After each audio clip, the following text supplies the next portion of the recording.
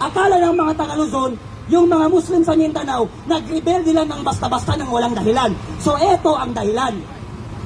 Ano ang ginawa ng administrasyon ni Marcos Sr.? Pinapasok ang mga Muslim sa loob ng mosque.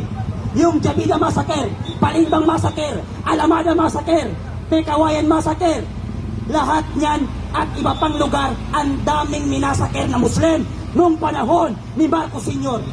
Ano ang ginawa sa mga Muslim?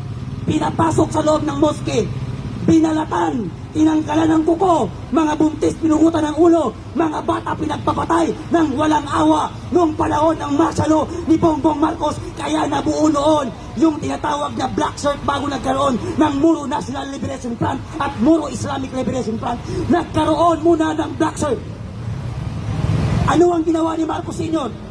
Bumuo siya ng organisasyon na tinatawag niyang Ilonggo Land Grabber Association.